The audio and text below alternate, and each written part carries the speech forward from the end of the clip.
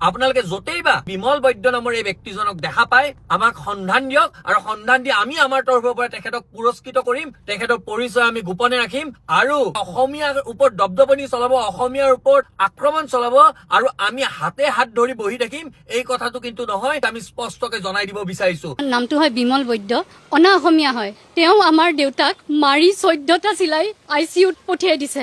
ইমান মাৰিছে, কিহেদি মাৰিছে গম নাপাওঁ, কিন্তু শাৰ্প ইনষ্ট্ৰুমেণ্ট দি মাৰিছে। মাৰি মোৰ দেউতা এতিয়া ICUত সোমাই আছে হস্পিটেলত। আজিৰ ডেটত অসমীয়া মানুহ এজনক চবৰে সন্মুখত এনেকে অনা অসমীয়া মানুহ এজনে মাৰি ফেলে কেনেকে ইমান সাহস হ'ব হ'ল, কেনেকে ইমান সাহস পালে? গুৱাহাটীৰ ৰাজগড়ত এজন 80 ঊৰ্ধৰ লোকক এজন অনা অসমীয়াই বৰ বেয়াকে প্ৰহাৰ কৰিছিল আৰু প্ৰহাৰৰ পিছত সেই লোকজন পলায়ন কৰিছিল আৰু যিজন লোকক প্ৰহাৰ কৰিছিল সেই লোকজন ICUত ভৰ্তি হবলগীয়া হৈছিল। যিজন ব্যক্তিয়ে আক্ৰমণ কৰিছে আমাৰ অসমীয়া লোকজনক, মানুহজন এই মুহূৰ্তলৈকে পলাতক অৱস্থাত আছে।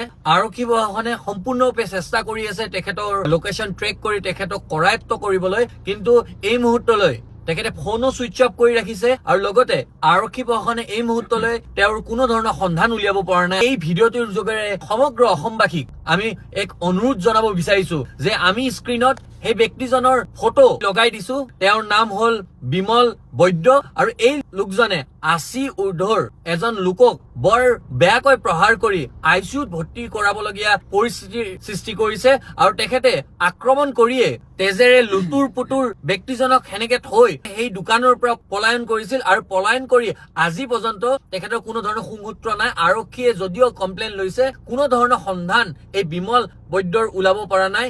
অসমত ইমান অনা অসমীয়াৰ দবদবনি কেনেকে? কোনোবাই এজন 80 ঊৰ্ধৰ জ্যেষ্ঠ লোকক দিনৰ পোহৰতে এনেকে প্ৰহাৰ কৰি যদি হস্পিটালত ICUত ভৰ্তি কৰাবলগীয়া এনেকুৱা এক পৰিৱেশৰ সৃষ্টি কৰে, তেনেহলে আমাৰ অসমৰ অসমীয়া থলুৱা খিলঞ্জীয়া মানুহৰ অস্তিত্ব ক'ত? আমাৰ অসমত অসমীয়া থলুৱা মানুহৰ দবদবনি ক'ত? ডাঙৰ প্ৰশ্ন এক। এনেকুৱা ঘটনা আজি ইয়াতে হৈছে, কালি তাতে হৈছে, কি কাৰণে ইমান দবদবনি? আমিতো সকলোকে আমি অসমীয়া আঁকোৱালি লওঁ, আমিতো সকলোকে মৰম কৰো। আমাৰ সহজ সৰলতাক আমাৰ দুৰ্বলতা বুলি ভাবিছে কিছু সংখ্যক লোকে। আৰু এনেকুৱা এই বিমল বৈদ্যৰ দৰে লোক যিসকলে আমাৰ অসমীয়া মানুহক 80 ঊৰ্ধৰ এজন বয়োজ্যেষ্ঠ লোকক মাৰিবলৈ এবাৰ ভাবিব লাগিছিল। তেখেতে আইনাৰে প্ৰহাৰ কৰিছে।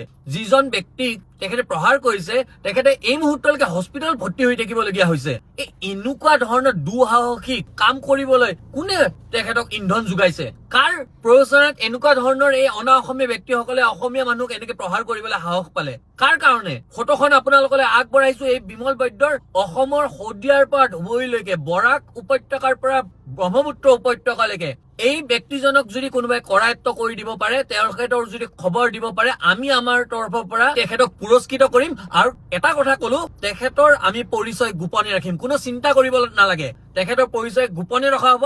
আমাৰ লগত যোগাযোগ কৰক। আপোনালোকে য'তেই বা বিমল বৈদ্য নামৰ এই ব্যক্তিজনক দেখা পায় আমাক সন্ধান দিয়ক আৰু সন্ধান দি আমি আমাৰ তৰফৰ পৰা তেখেতক পুৰস্কৃত কৰিম। পুনৰবাৰ কলো, তেখেতৰ পৰিচয় আমি গোপনে ৰাখিম। আৰু অনাগত ভৱিষ্যতত কোনোবাই যদি ভাবিছে যে অসমীয়াৰ ওপৰত দবদবনি চলাব, অসমীয়াৰ ওপৰত আক্ৰমণ চলাব আৰু আমি হাতে হাত ধৰি বহি থাকিম, এই কথাটো কিন্তু নহয়। তেওঁলোকে মূৰ্খৰ স্বৰ্গত বাস কৰিছে, আমি স্পষ্টকে জনাই দিব বিচাৰিছো।